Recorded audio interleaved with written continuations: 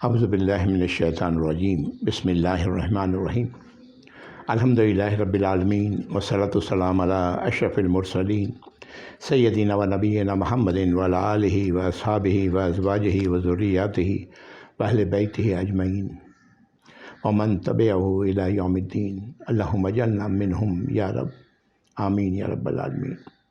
اعوذ باللہ من الشیطان الرجیم رب اشرح لی صدری ویسر لی امری واحلل عقدۃ من لسانی یفقہوا قولی آمین یا رب۔ السلام علیکم ورحمۃ اللہ وبرکاتہ۔ پچھلی نشست میں ہم لوگ آیت نمبر 68 تک پہنچے تھے، انشاءاللہ آج آگے بڑھیں گے۔ آیت نمبر 67 اور 68 میں ان لوگوں کا کردار ہے جو ظاہر ہوتا ہے، جو جنہیں اللہ نے منافق کہا ہے۔ اب تک تو میرے خیال میں منافقت آپ سمجھ گئے ہوں گے منافقت کس چیز کا نام ہے۔ منافقت اس چیز کا نام ہے کہ جانتے بوجھتے اللہ کی نافرمانی کی جائے، چاہے وجہ جو بھی رہی ہو، اندر جو بھی انسان سوچ رہا ہو، کوئی فرق نہیں پڑتا، جانتے بوجھتے اللہ کی نافرمانی کی جائے۔ ابھی میں عرض کروں گا کہ یہ منافقت والا معاملہ ایک دن میں نہیں ہوتا۔ اور دوسرا آیت نمبر 68 میں اللہ تعالیٰ نے ان کا انجام بتا دیا ہے کہ یہ ہے ان کا انجام۔ اللہ نے کہا کہ ان کے لیے وعدہ ہے، ان کے لیے اور کفار کے لیے، وہ جو دین کو قبول کرنے کے لیے تیار ہی نہیں ہے جاننے کے باوجود، ان لوگوں کو ان کے لیے جہنم کی آگ ہے، اس میں وہ ہمیشہ رہیں گے، یہی ان کے لائق ہے۔ اللہ تعالیٰ فرما رہے ہیں یہ ان کے لائق ہے، وہ یہی ڈیزرو کرتے ہیں، اور اللہ نے ان پر لعنت کر دی ہے اور ان پر قائم رہنے والا عذاب ہے۔ اعوذ باللہ من الشیطان اللہ یا رب العالمین ہم لوگوں کو معاف فرمائے۔ قائم رہنے والا عذاب ہے۔ لعنت کا مطلب ہے اللہ کی رحمت سے محرومی۔ اللہ تعالیٰ جس پر لعنت کر دیتے ہیں، یا اللہ کے نبی صلی اللہ علیہ وسلم نے جس پر لعنت کی ہے، اس کا مطلب یہ ہے کہ یہ اللہ کی رحمت سے یہ محروم رہے گا، اسے اللہ کی رحمت نصیب نہیں ہوگی، نہ دنیا میں نہ آخرت میں، الا یہ کہ بندہ اپنی اصلاح کر لے، توبہ کر کے اپنی اصلاح کر لے، اللہ کی طرف پلٹے، اللہ سے معافی مانگے اپنی غلطیوں کا اور اصلاح کر لے۔ دیکھیں ہم لوگ پیچھے پڑھ چکے ہیں، سورۃ البقرہ میں بھی پڑھا، سورۃ الاعراف میں بھی پڑھا، شیطان لعین کے متعلق آیات۔ شروع ہوئی بات کہاں سے؟ آدم علیہ السلام کو سجدہ نہیں کیا، یہاں سے ابلیس کی بات شروع ہوتی ہے، اور پھر اس کے بعد وہ آدم علیہ السلام کو بہکانے کا طریقہ کیا ہے؟ دل میں وسوسے ڈالنا۔ اللہ تعالیٰ نے قرآن میں 9 مقامات پر کہا ہے کہ شیطان تمہارا کھلا کھلا دشمن ہے، اس کو اپنا دشمن جانو۔ ہم شیطان کی دشمنی کو کئی بار سمجھ نہیں پاتے، یا کیا کرتے ہیں اللہ بہتر جانتا ہے۔ یہ دلوں میں وسوسے کرتا ہے، وسوسے ڈالتا ہے۔ جب یہ مستقل لگا ہوا، کیوں لگا ہوا ہے؟ اس کا مقصد کیا ہے؟ یہ کیوں پیچھے لگا ہوا ہے؟ یہ جانتا ہے کہ مجھے تو آگ میں جانا ہے، جہنم میں مجھے جلنا ہے، تو میں اپنے ساتھ آدم کی اولاد میں سے جتنا بھی اپنے ساتھ لے جا سکوں جہنم میں، یہ میری کامیابی ہے۔ اور یہی بات اس نے اللہ سے کی تھی۔ آگے بھی پڑھیں گے، آئے گا 7 مقامات ہیں قرآن کے اندر جہاں پر یہ واقعہ ہے آدم علیہ السلام کے اور شیطان کا واقعہ ہے۔ تو یہ آئے گا، اس کی جو کوشش ہے وہ یہی ہے کہ جہنم میں لے جائیں۔ یہ لوگوں کو شرک میں مبتلا کرنے کی کوشش کرتا ہے، جب نہیں کر پاتا تو دوسری برائیوں میں مبتلا کرنے کی کوشش کرتا ہے، وہ بھی نہیں کر پاتا تو جو نیک عمل انسان کر رہا ہے، اللہ کی فرمانبرداری کر رہا ہے، اس میں خرابی پیدا کرنے کی کوشش کرتا ہے۔ یہ چھوڑتا نہیں ہے کسی بھی حال میں، پوری طرح مستعد ہے اپنے کام پہ۔ افسوس کہ ہم لوگ اب مستعد ہوں اپنے ایمان پہ۔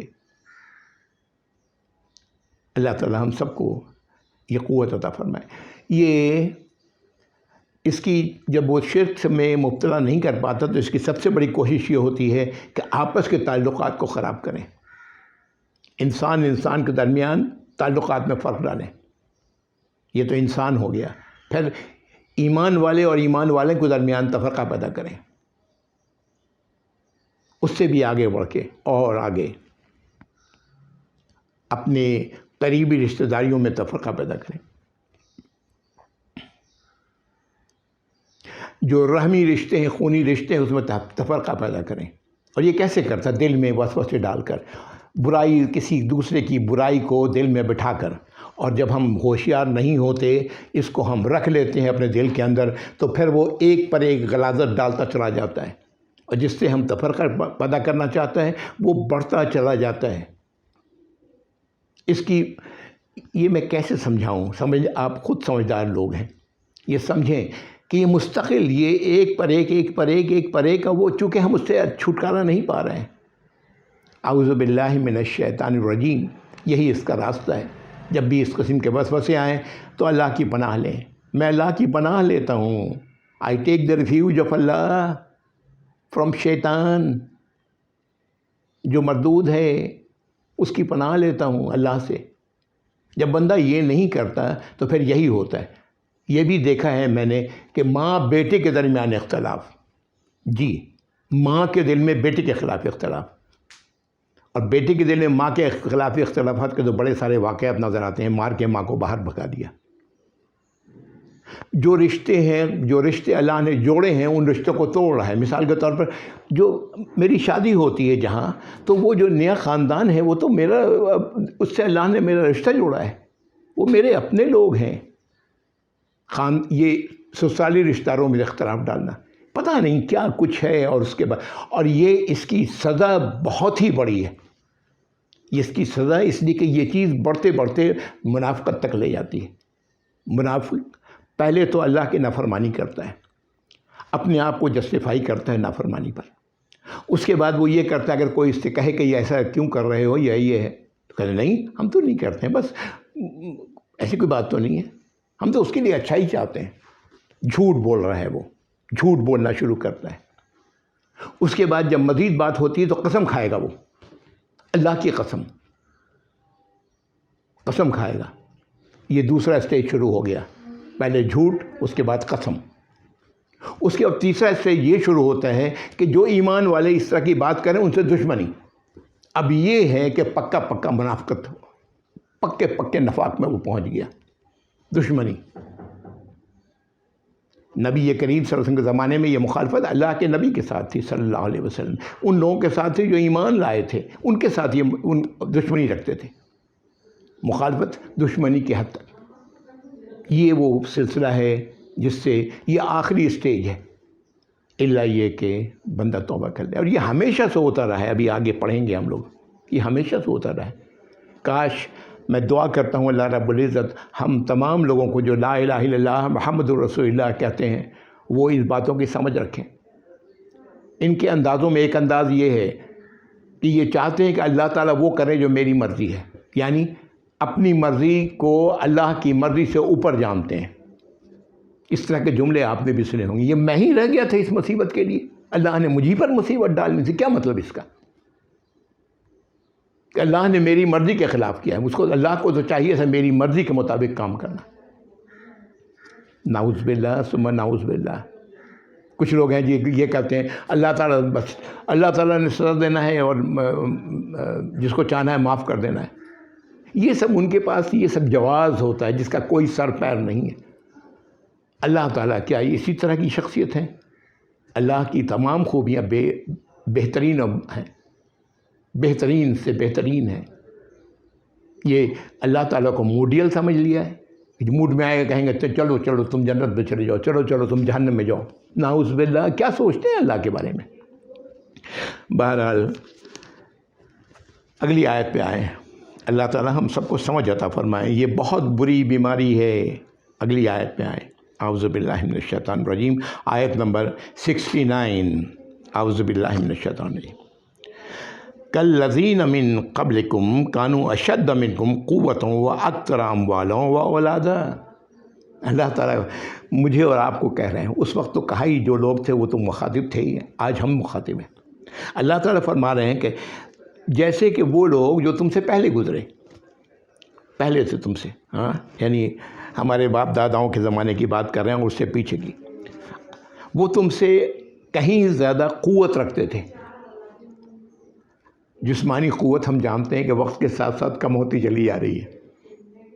ہمارے بزرگوں کے پاس جتنی قوت تھی اس سے کم قوت ہمارے پاس، ہمارے والد جتنی قوت رکھتے تھے اس عمر میں مجھ سے کم میرے پاس ہے، ایسا ہی ہے۔ تو کہیں زیادہ تھے تم سے قوت میں، اور کہیں زیادہ تھے تم سے مالوں میں اور اپنی اولادوں میں۔ ان کے پاس اولاد بھی زیادہ تھی، مال بھی زیادہ تھا۔ اچھا، تو پھر اگلی بات آگے آپ بات کہی جا رہی ہے اسی آیت میں، فَاسْتَمْتَعُوا بِخَلَاقِهِمْ، تو انہوں نے یہ جو ان کے پاس جو یہ تھی، جو ان کو حصہ ملا تھا قوت کا، اولاد کا، مال کا، اس میں انہوں نے اپنی زندگی برتی کا کیا مطلب؟ فائدہ اٹھایا اس سے، ان سے فائدہ اٹھایا اپنے وقت میں۔ فَاسْتَمْتَعْتُمْ بِخَلَاقِكُمْ، اب آ گئی بات، تو تم لوگ بھی جو تم کو ملا ہے اس سے فائدہ اٹھاؤ، عیاشیاں کرو اس میں۔ مجھے جو ملا ہے، اللہ تعالیٰ کہہ رہا ہے تم بھی عیاشیاں کرو، اس میں کوئی بات نہیں ہے۔ انہوں نے بھی تو کیا، تم سے پہلے والوں نے بھی تو کیا تھا، تم بھی کرو۔ كَمَا اسْتَمْتَعَ الَّذِينَ مِن قَبْلِكُمْ بِخَلَاقِهِمْ، جیسے کہ تم سے پہلے والوں نے اپنے جو اللہ نے انہیں دی تھی جو چیزیں رزق میں سے، اس سے انہوں نے فائدہ اٹھایا، اسی طرح تم بھی فائدہ اٹھاؤ۔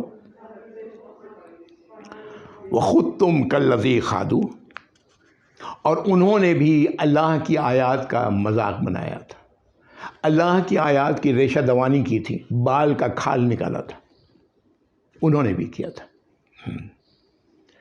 اور تم نے بھی کیا۔ خود تم کالذین خادو، تم نے بھی وہی کیا۔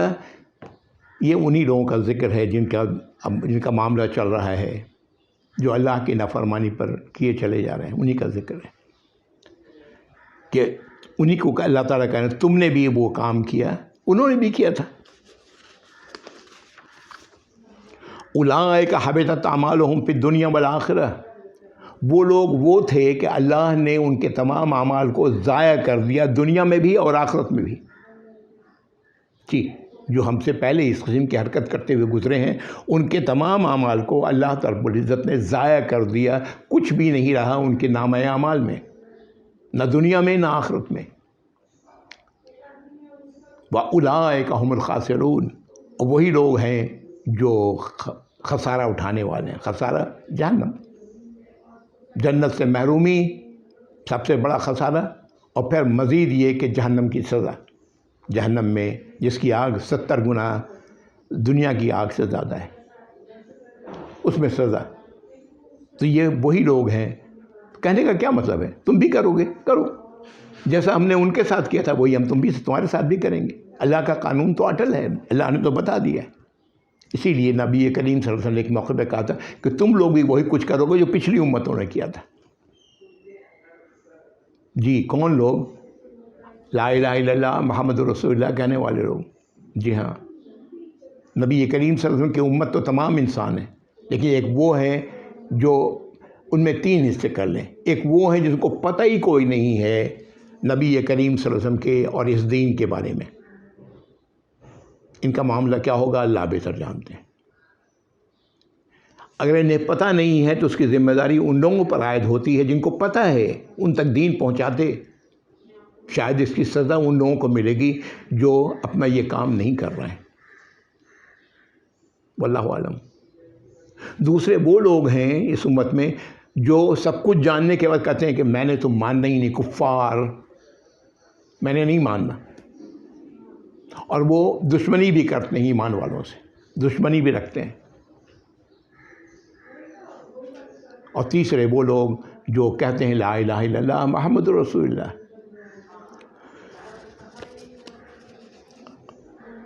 اگلی آیت بڑی واضح ہے، دیکھیں بات ہم لوگوں نے تو قرآن میں پڑھا ہوا اب تک بہت کچھ پڑھتے ہوئے چلے آ رہے ہیں، اور اگر ہم اس طرح پڑھ رہے ہیں کہ ایک طرف سے پڑھتے جائیں دوسری طرف سے بھلاتے جائیں تو اس کا فائدہ کوئی نہیں ہے۔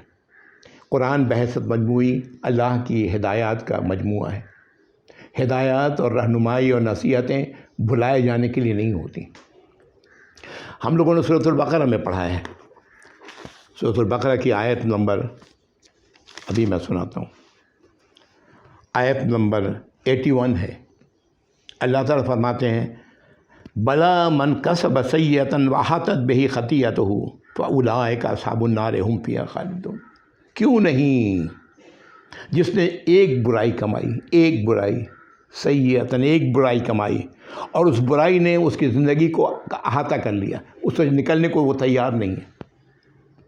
شیطانی وسوسے دل میں آ رہے ہیں، ان کو سب پکڑ کے بیٹھے ہوئے ہیں، نکلنے کو تیار نہیں ہے اس سے۔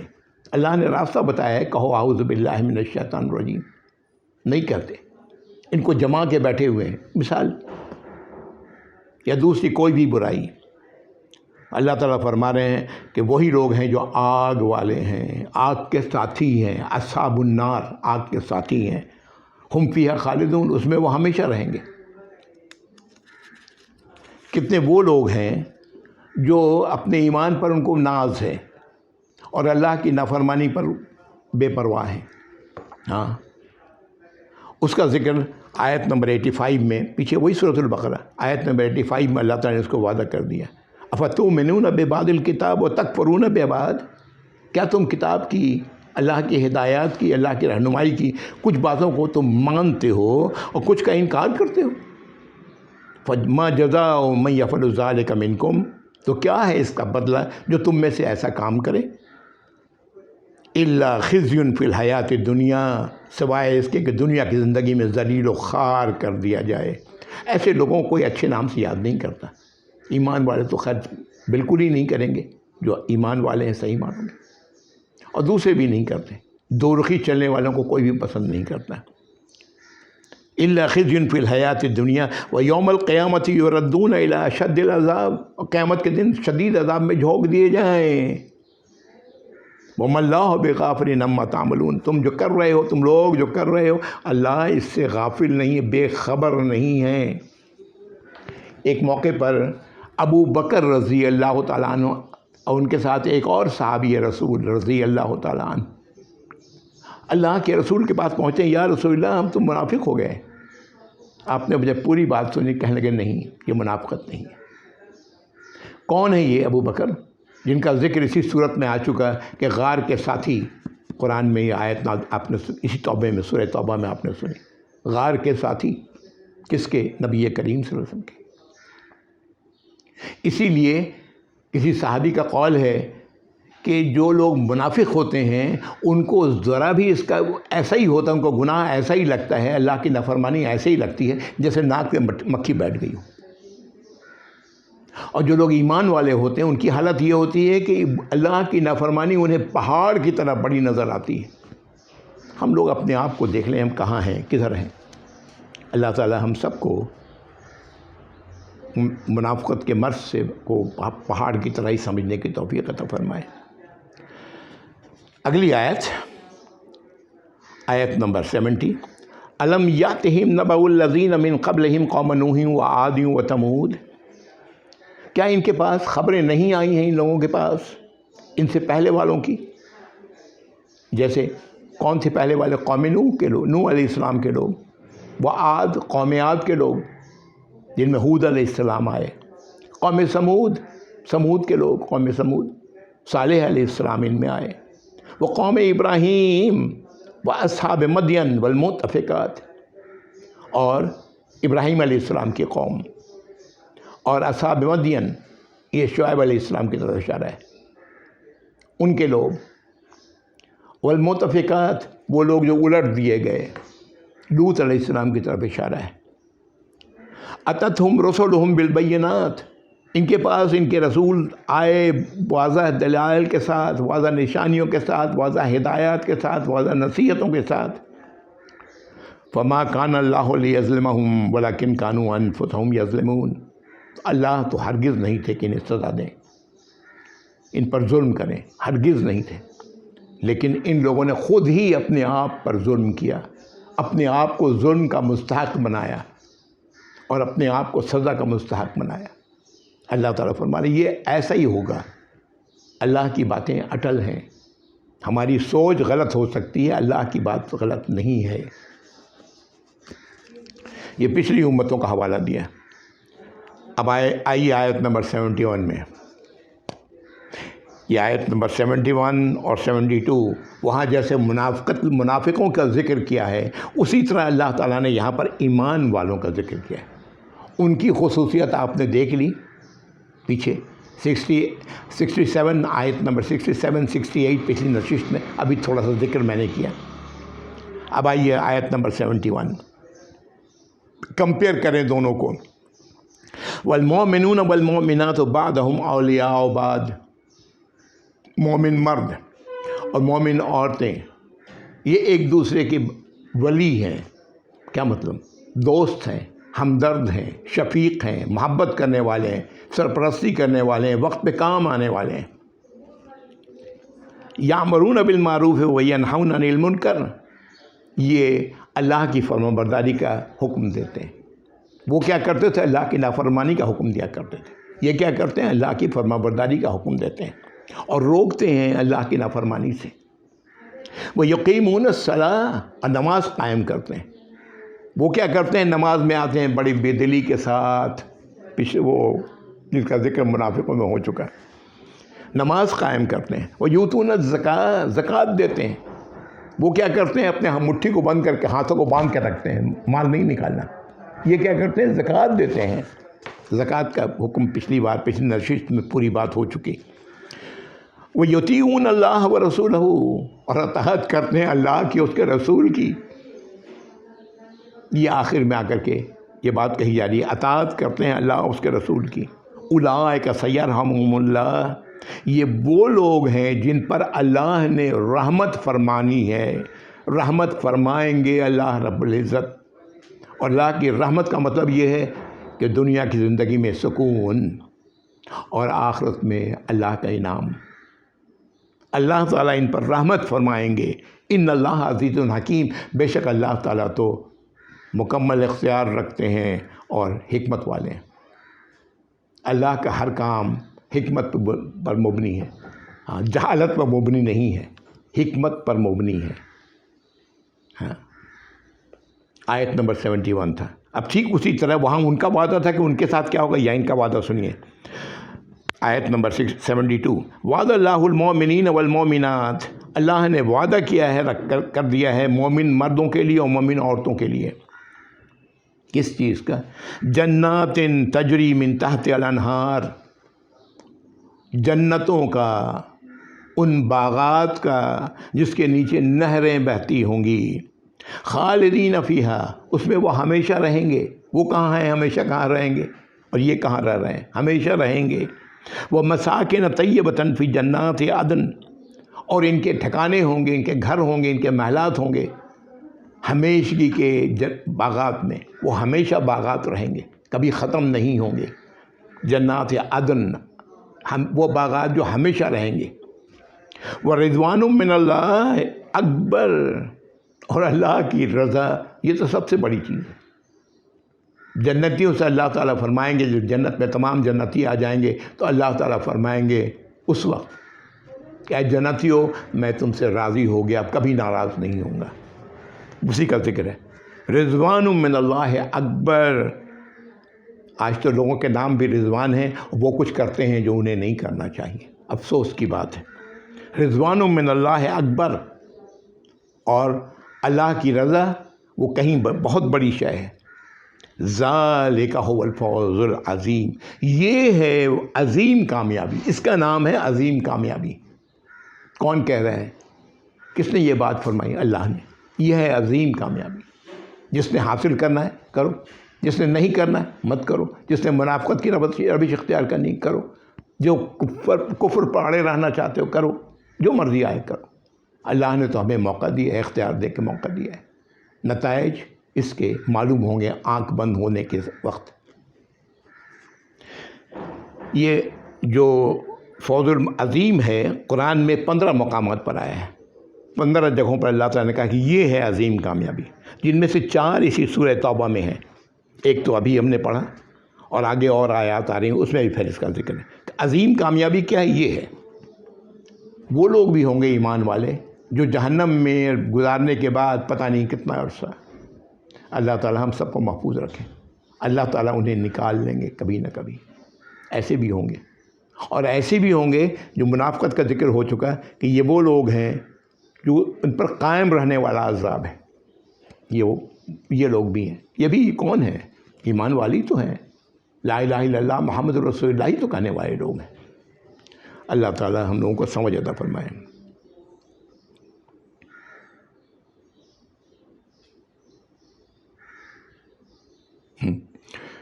نبی کریم صلی اللہ علیہ وسلم نے ایک موقع پر فرمایا کہ جو اللہ اور اس کے رسول صلی اللہ علیہ وسلم پر ایمان لائے، نماز قائم رکھے، رمضان کے روزے رکھے، اللہ پر حق ہے کہ اسے جنت میں لے جائے، خواہ اس نے ہجرت کی ہو یا نہ کی ہو. تو کسی نے سوال کیا، اس پر آپ نے فرمایا جنت کے 100 درجات ہیں. جس کے اعمال جتنے اچھے ہیں وہ اتنی بلند مقام پر ہوگا جنت میں. اسی لیے آپ نے صلی اللہ علیہ وسلم فرمایا کہ جب اللہ سے دعا کرو جنت مانگو تو جنت الفردوس مانگو. یہ سب سے بلند ترین جنت ہے.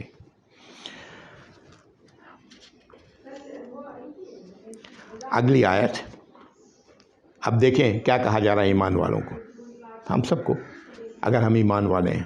یا ایھا النبی جاہد الکفار والمنافقین واغلظ علیہم. چلے جائیں پیچھے اسی دور میں اللہ کے نبی صلی اللہ علیہ وسلم کو یہ بات کہی جا رہی ہے کہ اے نبی مجاہدہ کریں، جہاد کریں کفار کے ساتھ اور منافقین کے ساتھ. کفار کون ہیں؟ جو قبول کرنے کو تیار نہیں ہے دین کو، جان گئے سب کچھ جاننے کے باوجود ماننے کو تیار نہیں، ان کے ساتھ. اور منافقین کے ساتھ کہاں جوڑا گیا؟ پیچھے بھی جوڑا گیا تھا کفار کے ساتھ منافقین کو جہنم میں. یہاں پر کہا جا رہا ہے ان کے ساتھ مجاہدہ کے جہاد کریں.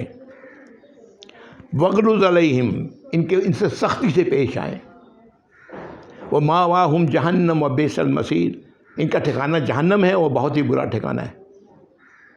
یاد رکھیں مسلمانوں کے اندر جو منافقت کی روش پر چل رہا ہے، مجھے اس بات کا حکم نہیں دیا گیا کہ اس کی منافقت کو آئیڈینٹیفائی کریں. ہم نبی کریم صلی اللہ علیہ وسلم نے کبھی بھی منافقوں کے بارے میں منافقوں کو آئیڈینٹیفائی نہیں کیا، سوائے ایک موقع پر. آپ نے چند منافقین کے نام گنائے، اور وہ بھی جن کو بتایا حذیفہ رضی اللہ تعالیٰ عنہ، جن کو بتایا ان کو کہا کہ کسی کو بتانا نہیں. یہ آپ صلی اللہ علیہ وسلم کے بعد حذیفہ رضی اللہ تعالیٰ عنہ، لوگ انہیں کہتے تھے کہ یہ نبی کے راز کے امانت دار ہیں. انہوں نے آخری وقت میں، اپنی زندگی کے آخری وقت میں انہوں نے بتائے، نام ان کے لوگوں کے بتائے، جو چند میرے خیال میں تھے، مجھے یاد نہیں ہے 6 تھے یا 12 تھے. ہمیں حق نہیں دیا گیا، لیکن ایسے لوگوں سے ذرا سختی سے پیش آنا. یہ کہا جا رہا ہے جاہد الکفار والمنافقین واغلظ علیہم، ان کے سختی سے پیش آئیں ان کے ساتھ. ان کے اس روش پر انہیں احساس ہو کہ یہ غلط روش اختیار کر کے بیٹھے ہوئے ہیں، اپنی اصلاح کر لیں، ورنہ ٹھکانہ ان کا جہنم ہے جو بہت ہی بری جگہ ہے. یحلفون باللہ ما قالوا، دیکھیں آ گئی نا، یہ قسم کھاتے ہیں اللہ کی جو انہوں نے کہا ہے اس پر. یعنی کہا کچھ ہے اور قسم کھا کے کہہ رہے ہیں کہ ہم نے یہ نہیں کہا. یحلفون باللہ ما قالوا، جو انہوں نے کہا اس پر. یہ ایک واقعہ اس کا پیچھے ہے، تاریخ میں اس کا واقعہ ہے. میں آپ کو اس دور میں نہیں لے جاؤں گا، میں اپنی بات کرتا ہوں، آج کی بات کرتا ہوں.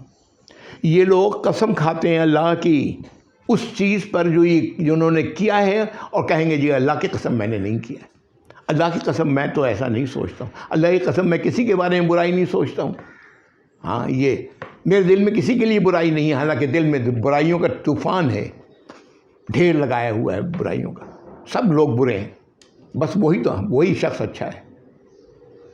یحلفون باللہ ما قالوا وَلَقَدْ قَالُوا كَلِمَةَ الْكُفْرِ، جبکہ انہوں نے کہا وہ بات جو اللہ کی نافرمانی کی تھی، کفر کی بات تھی، اللہ کی نافرمانی کی بات تھی. وَكَفَرُوا بَعْدَ إِسْلَامِهِمْ، اور انہوں نے یہ نافرمانی کی کب؟ جب اسلام کو قبول کرنے کے بعد، اسلام میں آنے کے بعد، اپنے آپ کو مسلمان کہنے کے بعد، لا الہ الا اللہ محمد رسول اللہ کہنے کے بعد، کفروا باسلامہم وہموا بما لم ینالوا، اور انہوں نے وہ کچھ خواہش کی جو اس کو پا نہیں سکے۔ کیا خواہش کی تھی؟ برائی کی ایمان والوں کے ساتھ۔ یہی میں نے کہا یہ ایکسٹریم درجہ ہے، آخری درجہ ہے منافقت کا۔ یہ وہ درجہ ہے جس کے بعد اگر بندہ ہوش میں نہ آئے تو ٹھکانہ اپنا جان لے۔ یہ اس چیز کی خواہش کی تھی جو یہ نہ کر سکے۔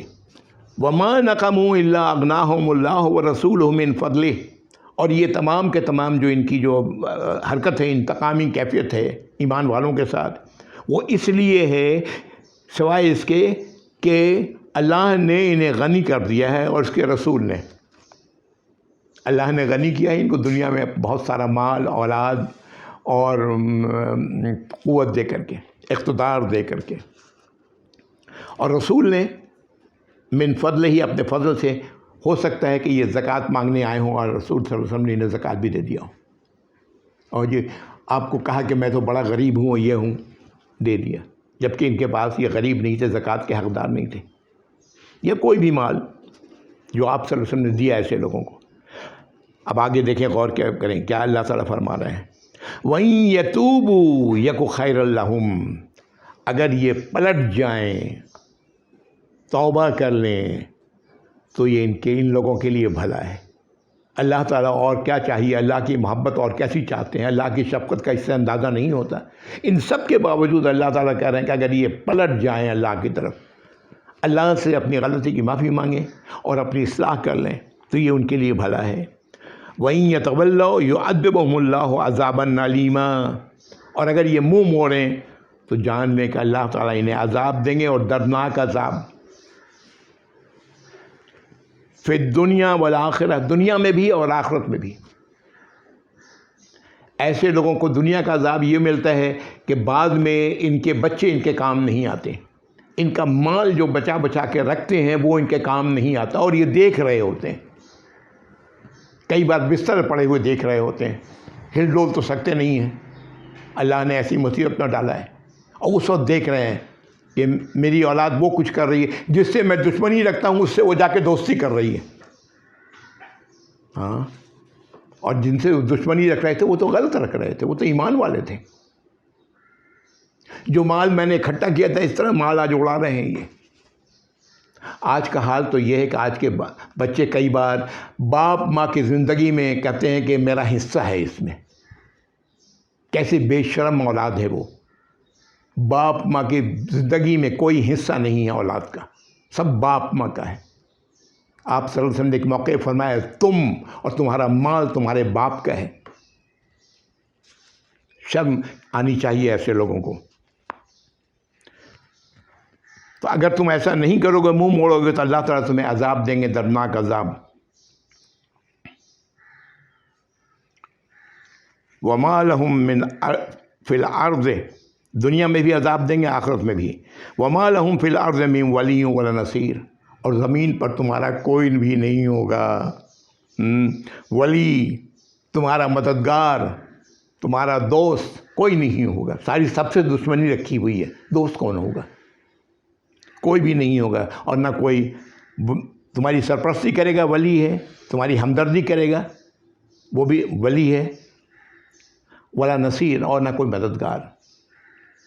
یہ آیت نمبر 74 ہے جو ہم نے پڑھی۔ یہیں پر میں رکتا ہوں آیت نمبر 74 پہ، معذرت کے ساتھ کہ وقت ختم ہو رہا ہے۔ وآخر دعوانا الحمدللہ رب العالمین، وصلی اللہ علی محمد وعلی آلہ واصحابہ وازواجہ وذریاتہ واہل بیتہ اجمعین ومن تبعہم الی یوم الدین، اللہم اجعلنا منہم یا رب العالمین۔ السلام علیکم ورحمۃ اللہ وبرکاتہ، جزاکم اللہ خیر۔